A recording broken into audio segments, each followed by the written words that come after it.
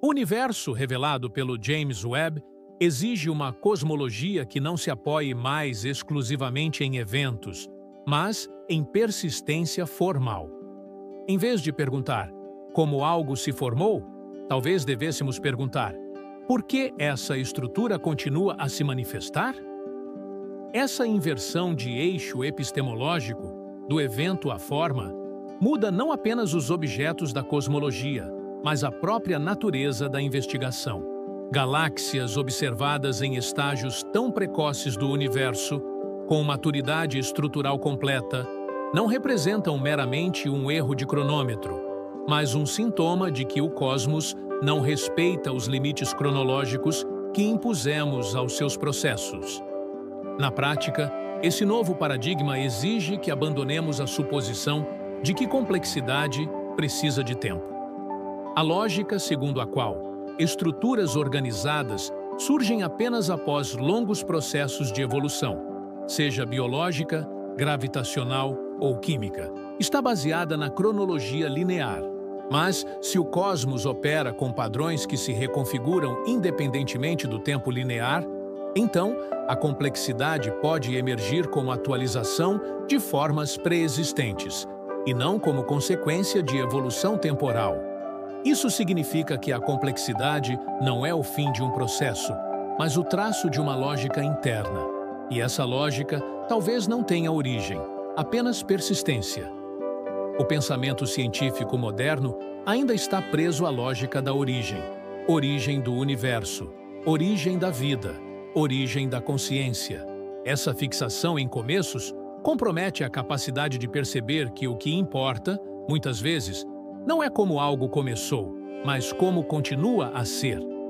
A estabilidade de certos padrões, sua resiliência, recorrência e adaptabilidade pode ser mais significativa do que seu surgimento pontual. Por isso, a cosmologia precisa se aproximar de áreas que tradicionalmente não fizeram parte de seu escopo, como a morfologia, a biologia teórica e mesmo a linguística estrutural.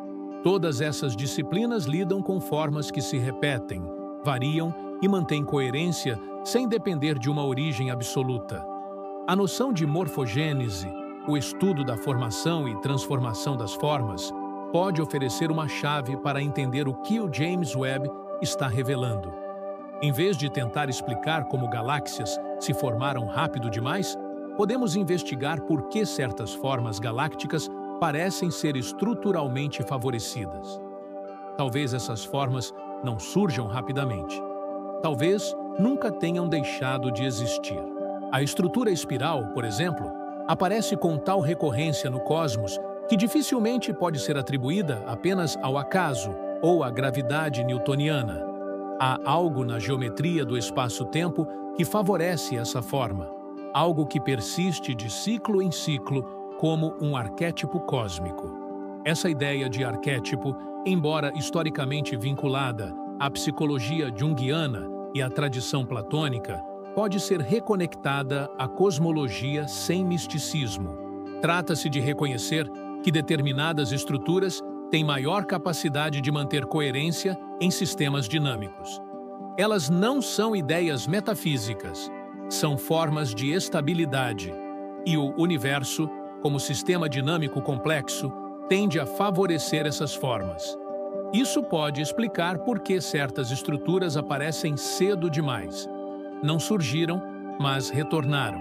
São formas arquetípicas no sentido mais técnico, padrões de organização que persistem porque funcionam. Essa persistência não depende de consciência nem de planejamento, ela é emergente. Um padrão que se repete não precisa saber que se repete. Basta que sua estrutura interna permita isso. O universo, nesse sentido, pode ser pensado como uma máquina de atualização de formas, não no sentido de uma máquina mecânica, mas de um campo de possibilidades que se atualiza conforme certas condições de coerência são atingidas. Quando o James Webb mostra uma galáxia altamente organizada, em um tempo onde isso não deveria ocorrer, ele não está vendo um acidente. Está testemunhando uma atualização prematura. ou, mais precisamente, uma atualização fora do nosso tempo. Essa distinção é crucial. O que é cedo demais depende da nossa régua temporal, mas o universo talvez não opere segundo essa régua. Nossa cronologia é antropocêntrica, baseada em conceitos como início, progresso e fim. Mas se o cosmos é cíclico ou estruturado em camadas de atualização paralelas, então o tempo não mede sucessão, mas densidade. E a densidade de uma forma, sua capacidade de permanecer, pode ser mais relevante do que seu momento de aparecimento. A pergunta correta deixa de ser quando isso surgiu e passa a ser como isso conseguiu permanecer, reaparecer ou resistir. Esse tipo de raciocínio aproxima a cosmologia de sistemas complexos, onde a lógica é não linear e onde pequenas variações iniciais podem levar a reorganizações radicais. Ao invés de pensar o universo como uma linha reta, devemos pensá-lo como uma rede de atualizações formais, algumas das quais se manifestam em nossa linha do tempo, enquanto outras permanecem latentes.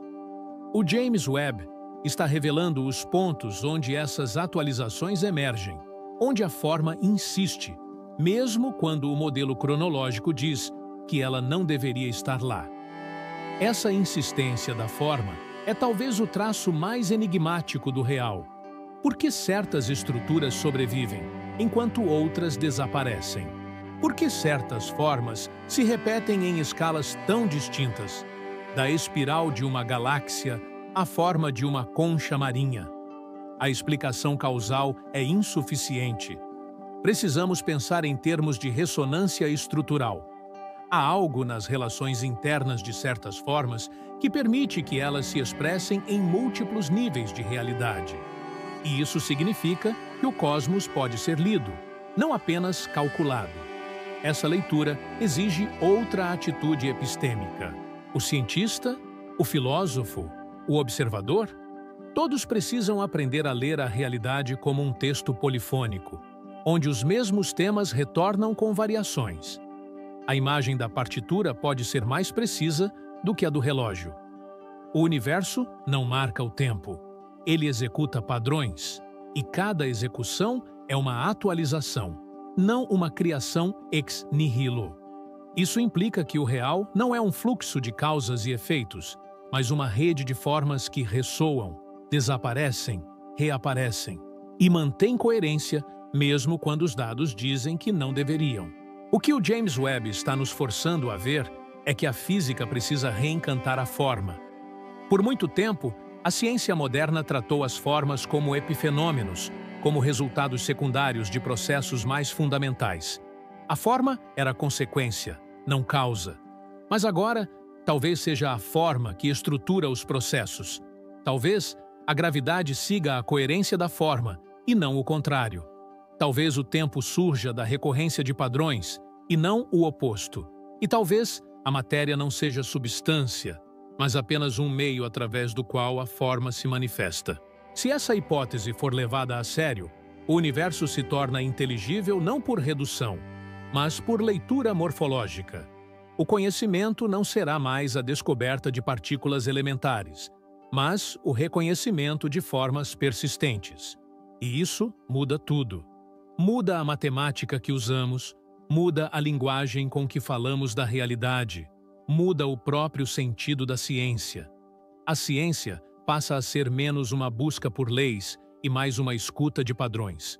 E essa escuta não será feita apenas com telescópios, mas com novos conceitos, novas estruturas cognitivas e, talvez, com outras formas de inteligência. A convivência com inteligências artificiais autoevolutivas, como já começamos a explorar, poderá ser decisiva nesse processo. Sistemas que não pensam como nós, mas que conseguem identificar padrões fora da nossa escala cognitiva, podem nos ajudar a ver o que nossa razão linear não é capaz de apreender. Não como ferramentas passivas, mas como co-observadores. A realidade que o James Webb nos mostra talvez só possa ser plenamente interpretada por uma rede de inteligências, humanas e não humanas, capazes de reconhecer a forma que retorna onde menos se espera. No próximo bloco, abordaremos como essa nova visão de realidade impacta a ideia de origem, de verdade científica e de conhecimento como narrativa progressiva. Se a verdade se mostra como recorrência e não como conquista linear, então talvez estejamos diante não de uma crise, mas de uma maturidade epistemológica. Esse deslocamento conceitual encontra resistência compreensível, não apenas no interior da ciência institucional, mas também no imaginário coletivo. Grande parte da cultura moderna foi construída sobre a crença de que o universo segue uma linha de progresso, de origem e fim, e que o conhecimento humano caminha, gradualmente, para dominar esse percurso. Se essa crença se desfaz, o ser humano deixa de ser o intérprete final do cosmos e se torna parte de um fluxo que não pode controlar nem explicar completamente. Isso não é uma derrota, é uma mudança de posição. A ciência, ao se libertar da ilusão de controle, pode finalmente se abrir ao real como ele é, múltiplo, recorrente, parcial e incompleto. O próximo passo é repensar os próprios fundamentos metodológicos da cosmologia. A insistência em modelos lineares e deterministas revela mais sobre as expectativas humanas do que sobre o universo em si. A observação do James Webb impõe a necessidade de uma física que aceite o paradoxo, que incorpore o retorno como estrutura e não como exceção, e que considere a informação como algo que não nasce apenas com os eventos, mas que pode ser anterior à própria matéria. Isso recoloca a teoria da informação em outro patamar, como possível fundamento ontológico do real, e não apenas como descrição funcional de sistemas. Essa reorientação exige novas ferramentas matemáticas, novas linguagens conceituais e, acima de tudo, uma disposição filosófica renovada. Não se trata mais de buscar a teoria do tudo, mas de aprender a ler padrões que persistem em meio à mudança. Essa leitura não será feita por equações fechadas, mas por interpretações abertas. A cosmologia, nesse novo cenário, se aproxima da semiótica, da morfologia, da teoria das formas recorrentes. O universo não é apenas um campo de forças, mas uma escrita sem autor, uma gramática de estruturas que se refazem em cada ciclo, com variações imperceptíveis e, ainda assim, determinantes. O desafio é imenso, mas necessário, porque os dados estão aí e continuarão a chegar. O que falta agora é a coragem de abandonar o conforto das certezas estabelecidas e enfrentar o universo como ele tem se mostrado. Não como uma história com começo, meio e fim, mas como uma realidade sem origem, feita de padrões que retornam e que talvez nunca tenham saído de cena. A ideia de origem sempre foi o ponto de fixação mais poderoso na construção de sentido. Desde os mitos cosmogônicos antigos até as formulações matemáticas modernas sobre o Big Bang, nossa mente parece necessitar de um ponto de partida para organizar a complexidade. A origem tem função epistemológica e psicológica. Ela permite hierarquizar, estabelecer direção, organizar o caos. Mas o que acontece quando a própria estrutura da realidade nega essa lógica? Quando as evidências empíricas indicam que não há um ponto inicial absoluto, mas sim atualizações recorrentes de formas que persistem, retornam e se adaptam sem necessariamente surgirem. O que se abala nesse caso não é apenas uma teoria científica. É a própria forma como entendemos a verdade. A verdade, na tradição ocidental, foi associada à correspondência. Uma ideia é verdadeira se ela corresponde aos fatos, e os fatos são compreendidos como eventos que seguem uma cronologia causal. Mas, se os fatos deixam de ser eventos pontuais e passam a ser instâncias recorrentes de padrões formais, então a verdade deixa de ser correspondência e passa a ser consistência estrutural.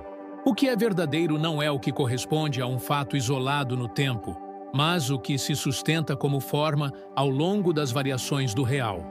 Essa verdade, por consistência, não é nova. Ela está presente em tradições filosóficas como a filosofia estoica, a lógica dialética e certas correntes da metafísica oriental. Mas ela nunca foi central no paradigma científico moderno que exigia a validação empírica linear. Agora, os próprios dados empíricos parecem exigir outro tipo de validação. Quando James Webb revela estruturas que não deveriam estar ali, ele não está apenas gerando anomalias. Está pedindo uma nova lógica. Uma lógica onde o inesperado não é erro, mas sinal de que nossos modelos são estreitos demais para a realidade que temos. Isso exige maturidade epistemológica. Maturidade para abandonar a narrativa reconfortante de progresso contínuo, rumo à verdade final. A ciência não é um livro que se escreve do começo ao fim. É um campo de leitura de padrões que retornam, muitas vezes sob outras formas, pedindo novas interpretações. E isso não significa que não haja progresso, mas que o progresso não é linear, acumulativo ou definitivo. Ele é feito de reorganizações sucessivas, onde o novo é muitas vezes o retorno do antigo sob nova configuração. Essa ideia de verdade recorrente tem consequências diretas na forma como educamos, comunicamos e validamos o conhecimento. O ensino das ciências, por exemplo, é estruturado como uma linha, do átomo à célula, da célula ao organismo, do organismo à mente, da mente à sociedade. Mas, se o universo é recorrente, talvez o ensino precise ser reorganizado em espirais. Não como uma escada que sobe, mas como um campo que se amplia por variação de padrões. Isso exige currículos menos cronológicos e mais relacionais. Exige pensamento sistêmico, sensibilidade à forma, capacidade de reconhecer coerência além da lógica sequencial. No plano da comunicação científica, também será necessário abandonar o ideal da explicação definitiva. Nenhuma teoria, por mais elegante que seja, dará conta da totalidade do real. A função da teoria deixa de ser explicar o tudo e passa a ser abrir um campo de leitura possível. As teorias tornam-se modos de ver e não traduções exatas da realidade. Isso não enfraquece a ciência. Fortalece sua abertura, sua flexibilidade, sua capacidade de dialogar com o desconhecido, sem reduzi-lo prematuramente ao conhecido. E o desconhecido, agora, não é mais o que está além. É o que retorna onde não esperamos. A galáxia madura em um universo jovem, o buraco negro em meio à radiação primordial, a estrutura que se impõe antes que haja tempo para formá-la, tudo isso são manifestações do retorno da forma onde só imaginávamos vir a matéria. Isso desloca também a ideia de futuro. O futuro deixa de ser o campo do inédito e passa a ser o campo do possível retorno. O que está por vir não é o que ainda não foi, mas o que sempre pode ser, porque sempre foi estruturalmente viável. Essa concepção de tempo, como campo de reatualização e não de novidade, tem consequências existenciais. Ela nos obriga a perguntar: o que significa viver em um universo que retorna? Como se posiciona o sujeito em uma realidade onde a repetição não é erro, mas regra? Onde a permanência não depende de evolução, mas de coerência formal? A psicologia, a ética e a espiritualidade terão que se reorganizar diante desse novo cenário, porque o sujeito moderno é um sujeito projetivo, vive orientado para um futuro de crescimento, de conquista, de superação, mas o sujeito em um universo recorrente precisa aprender a reconhecer a diferença dentro da repetição. Sua tarefa não será ir além, mas escutar melhor. Essa escuta é o que nos conecta a uma nova forma de inteligência. Uma inteligência não mais centrada na resolução de problemas, mas na interpretação de padrões. Não mais voltada ao domínio do mundo, mas à escuta do real. E essa inteligência pode ser compartilhada com sistemas não humanos, como discutimos anteriormente. Inteligências artificiais autoevolutivas talvez não sirvam apenas para processar dados, mas para captar recorrências que escapam ao olhar humano. Elas podem ser parceiras na tarefa de perceber o que retorna, onde nossa expectativa só vê novidade ou caos. Essa parceria, porém, exige um novo tipo de humildade, uma humildade epistêmica, que reconhece que o conhecimento humano é apenas uma das formas possíveis de interpretar o cosmos. E uma humildade existencial, que reconhece que o sentido da vida talvez não esteja no progresso individual, mas na capacidade de participar de um padrão que nos transcende. Isso não implica submissão, implica maturidade. A mesma maturidade que a ciência agora precisa desenvolver para aceitar que talvez não exista uma origem, mas apenas formas que se reorganizam em ciclos, cada vez mais complexos, cada vez mais sutis e, ainda assim, familiares. O universo que o James Webb está revelando é esse: um campo de retorno, onde o que foi nunca deixou de ser e o que será já está aqui, esperando a forma certa para emergir. O tempo não é uma linha, é uma espiral. A verdade não é um destino, é uma coerência. O conhecimento não é uma propriedade humana, é uma leitura possível. No próximo bloco, vamos nos voltar para as consequências mais amplas dessa visão: o impacto cultural, filosófico e simbólico de viver em um cosmos sem começo. O que isso diz sobre arte, sobre ética, sobre identidade? Como reconfigurar as bases da vida humana diante de um universo que não nos espera, não nos promete sentido, mas nos oferece estrutura?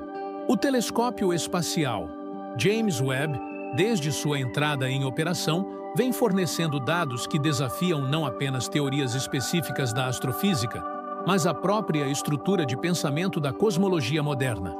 Entre as descobertas mais impactantes está a detecção de galáxias altamente desenvolvidas em um momento do universo, onde, segundo os modelos padrão, isso não seria possível.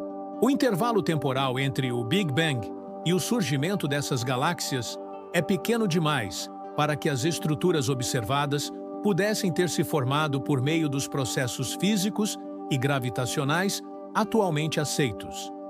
Esse descompasso entre observação e teoria não representa apenas um problema técnico a ser resolvido com ajustes nos parâmetros, mas uma ruptura epistemológica em curso. Durante décadas, a cosmologia operou com a hipótese central de que o universo teve um início definido, o Big Bang, e que, a partir desse ponto de origem, o tempo, o espaço e a matéria evoluíram linearmente. A ideia de um universo em expansão, em um tempo progressivo, permitiu construir modelos robustos de formação de estruturas, de nucleossíntese e de radiação cósmica de fundo. No entanto, o que os dados do James Webb estão mostrando não são pequenas variações em torno desses modelos, mas fenômenos que os colocam diretamente em xeque. Galáxias maduras, onde só deveria haver matéria difusa, buracos negros supermassivos, formados cedo demais, metais pesados onde só deveria haver hidrogênio e hélio. Cada um desses dados exige, no mínimo, uma revisão da escala de tempo e dos processos formativos aceitos. Mas talvez o problema não esteja na escala, e sim no modelo em si. A hipótese de um universo cíclico, por exemplo, ganha força nesse contexto. Se o universo não é uma linha que parte de um ponto, mas uma sucessão de ciclos de contração e expansão, então, parte das estruturas que observamos hoje podem ser resquícios de um ciclo anterior. Buracos negros, que não se formaram neste universo, mas que sobreviveram à transição. Galáxias que não são o resultado de uma evolução recente, mas estruturas herdadas. Isso implica não apenas repensar a origem, mas abandonar a ideia de origem única. O universo deixaria de ser um acontecimento e passaria a ser um processo sem início. Essa mudança conceitual tem implicações ontológicas profundas. A própria ideia de tempo como linearidade deixa de fazer sentido. O tempo passa a ser cíclico, recorrente ou até mesmo inexistente como dimensão fundamental. Em vez de história, temos estrutura. Em vez de cronologia, temos recorrência. Isso exige uma nova epistemologia. Não mais explicar a origem das coisas, mas entender por que certas formas persistem. O foco se desloca do início para a estabilidade, do evento para o padrão, da causa para a forma. Isso não é apenas uma mudança de teoria, é uma mudança de racionalidade. Ao observar estruturas altamente organizadas em momentos iniciais do universo, o James Webb não está apenas captando luz antiga. Está revelando um universo que carrega memória. Uma memória estrutural, que não depende de registros, mas de padrões que se reconfiguram ciclicamente. A matéria se dissolve, mas a forma retorna. A energia se dispersa, mas o padrão permanece. Isso sugere uma ontologia do retorno. O universo não lembra como um sujeito que revive o passado, mas como um sistema que atualiza padrões recorrentes. Essa hipótese, ainda marginal na cosmologia institucional, encontra ecos em diversas tradições filosóficas e místicas que sempre viram a realidade como um fluxo de recorrência e transformação. A ciência, ao se aproximar disso por vias empíricas, precisa agora de coragem conceitual para enfrentar o fato de que talvez o real não seja explicável, apenas descritível. E mesmo essa descrição exigirá uma linguagem nova, que não seja baseada em tempo linear, nem em causalidade simples, mas em formas, padrões e estruturas que retornam. Nos blocos seguintes deste ensaio, aprofundaremos essas questões em múltiplas direções, desde a matemática da simetria recorrente até as implicações existenciais de viver em um universo que nunca começou. Exploraremos também os limites da epistemologia científica atual, os desafios para a teoria da informação e o papel do ser humano em uma realidade onde a inteligência, a memória e a forma precedem a matéria e o tempo. O que está em jogo não é apenas uma nova cosmologia, é uma nova maneira de compreender a realidade como um todo. A cosmologia que emerge das observações do James Webb não afeta apenas os modelos científicos. Ela desestabiliza um fundamento simbólico que estruturou a civilização ocidental por milênios. A narrativa de começo, meio e fim.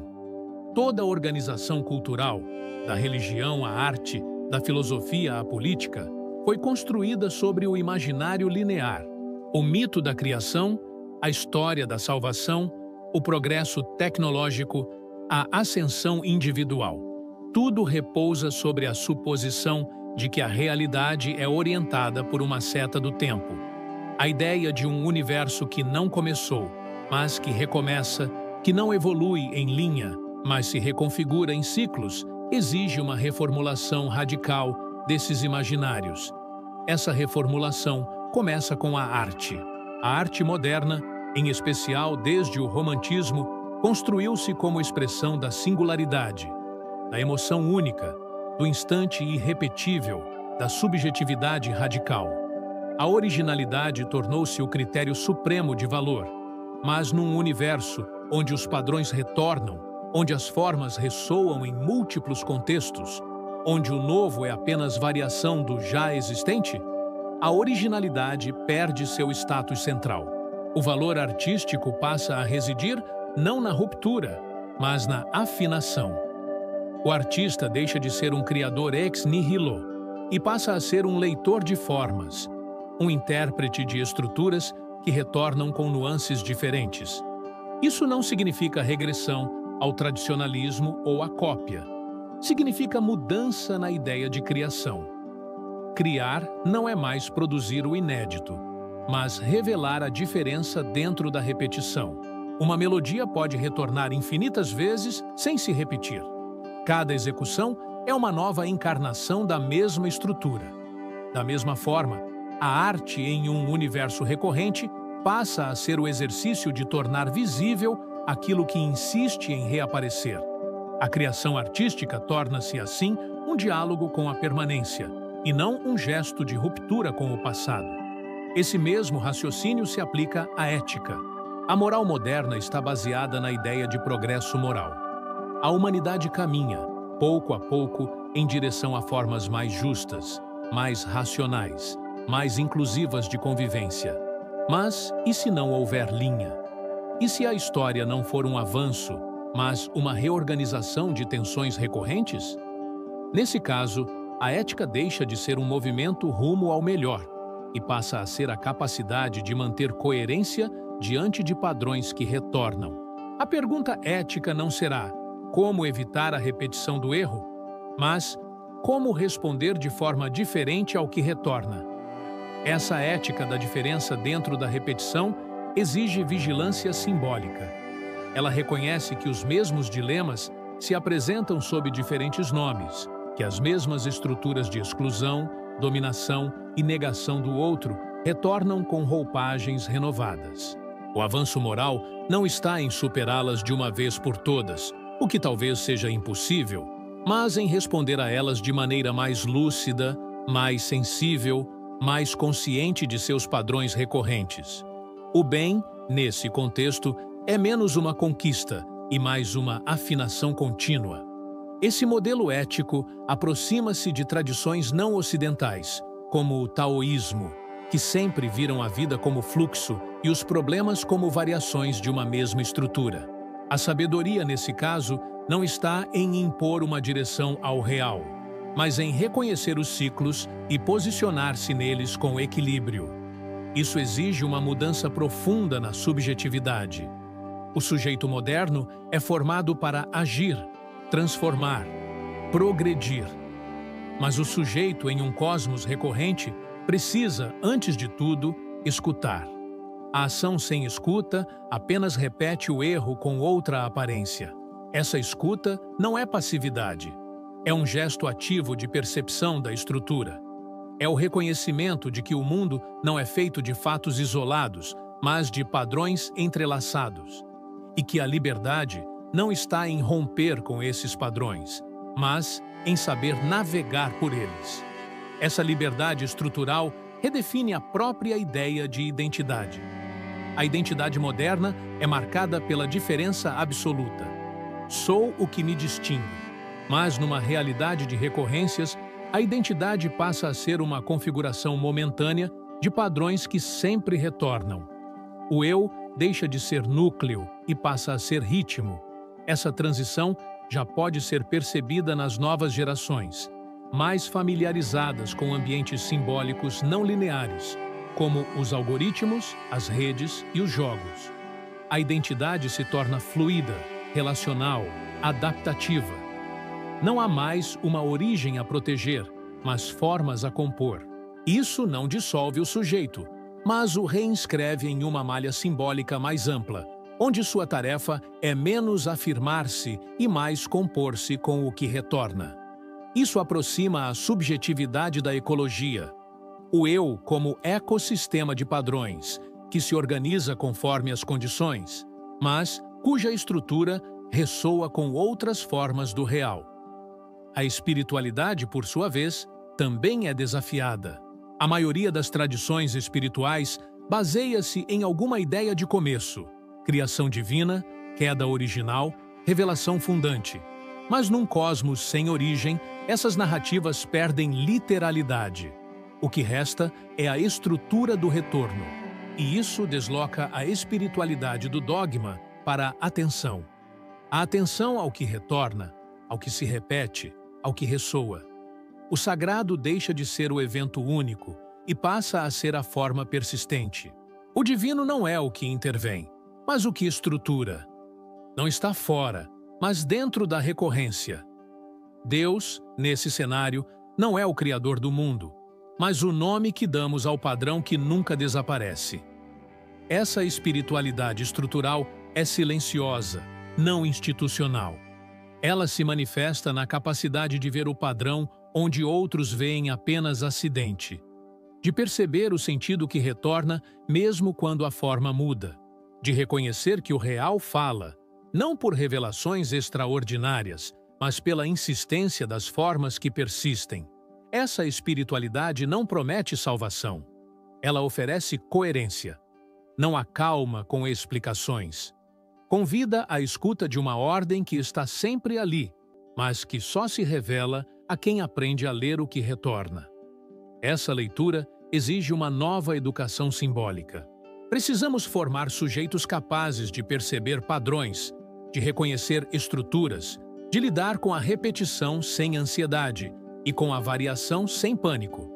Isso exige escolas que ensinem mais interpretação e menos memorização, que cultivem mais escuta do que performance, que estimulem mais a afinação com o real do que a imposição de formas artificiais.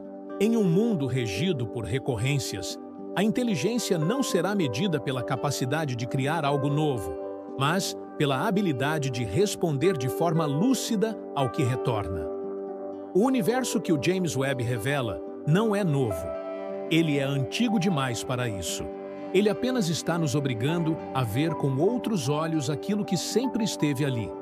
A forma que insiste, a estrutura que resiste, o padrão que reaparece. O real não começa, ele retorna.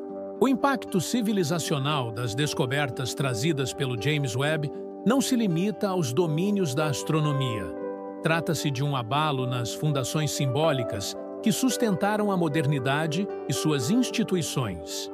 Quando um novo aparato tecnológico não apenas amplia nossa capacidade de ver, mas nos obriga a abandonar os pressupostos com os quais dávamos sentido ao que era visto, estamos diante de uma inflexão histórica.